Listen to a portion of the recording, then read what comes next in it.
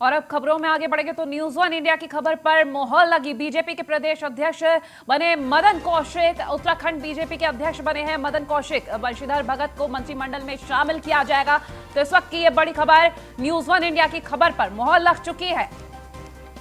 Uttarakhand BJP के प्रदेश अध्यक्ष बने हैं, बता दें, मदन कौशिक। तो न्यूज वन इंडिया की खबर पर मोहर लगी है। बता दें, न्यूज वन इंडिया ने पहले ही बताया था और अब बीजेपी के प्रदेश अध्यक्ष बन चुके हैं मदन कौशिक। उत्तराखंड बीजेपी के अध्यक्ष बने हैं मदन कौशिक। तो बंशीधर भगत को मंत्रिमंडल में शामिल किया जाएगा।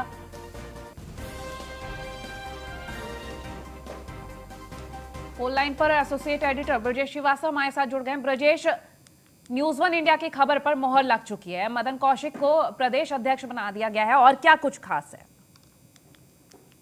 बात यह है कि हमने पहले ही कहा था कि जिस तरीके से संगठन और सरकार के बीच में समन्वय स्थापित करने के लिए उत्तराखंड में बड़े पैमाने पर फेरबदल हो रहे हैं। अभी अब से कुछ घंटों बाद ही नई मंत्रिमंडल शपथ लेगी, लेकिन उससे पहले ही त्रिवेंद्र सरकार में मंत्री रहे और बेहद ही हैवीवेट मंत्री रहे मदन कौशिक को अब उत्तराखंड का प्रदेश अध्यक्ष बनाया गया है।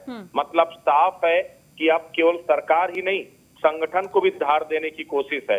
मदन कौशिक की अगर बात करें तो यूं तो हरिद्वार से मदन कौशिक आते हैं, लेकिन इसके साथ ही उनकी जो पकड़ है वो पहाड़ में भी उनकी पकड़ बराबर है। और सबसे बड़ी बात यह है कि वो काफी एग्रेसिव लीडर माने जाते हैं। उनको प्रदेश अध्यक्ष के तौर पर तैनाती करके एकदम साफ कर दिया है केंद्रीय नेतृत्व ने कि अब संगठन को भी धार देने की कोशिश की जाएगी और तेजी के साथ संगठन और सरकार में समन्वय स्थापित किया जाएगा। 4 सालों तक सरकार में रहे मदन कौशिक अब संगठन की जब बात संभालेंगे तो न सिर्फ उन्हें संगठन और सरकार की दिक्कतें भी बखूबी मालूम होंगी, बल्कि इसके साथ ही संगठन को कैसे और बेहतर बनाना है ये भी कोशिश होगी। लेकिन इसके साथ ही अब जो संगठन में लोग थे उनको भी अब सरकार में जगह मिलेगी, इसके अंदेशा भी मिल रहा है। जिस तरह से हम लोग पहले से कह रहे हैं कि बंशीधर भगत जो प्रदेश अध्यक्ष थे उनको मंत्रिमंडल में शामिल किया जा सकता है, प्रेमचंद्र अग्रवाल जो स्पीकर थे उन्हें मंत्रिमंडल में शामिल किया जा सकता है। तो वो कुछ ऐसी कोशिशें हैं जो यहाँ पर कुछ घंटों में तस्वीर साफ हो जाएंगी।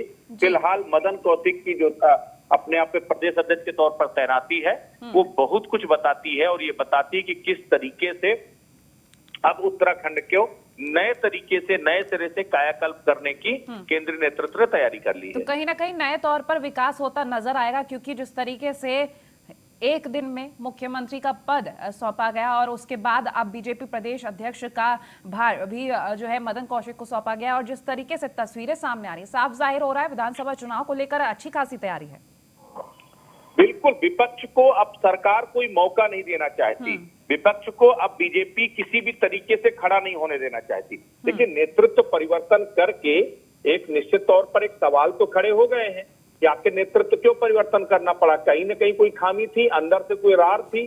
तो अब उसको गलत साबित करने के लिए, यानी विपक्ष कोई मुद्दा ना बना पाए, इसके लिए अब संगठन को धारदार बनाना होगा। सरकार को पूरी गति के साथ एक तरह से वो डैमेज कंट्रोल करना होगा। जो 4 सालों के अंदर जो जनता की अपेक्षाओं पर जितना आप खरे नहीं उतर पाए, उसकी आपको क्षतिपूर्ति अगले 1 साल में करनी होगी।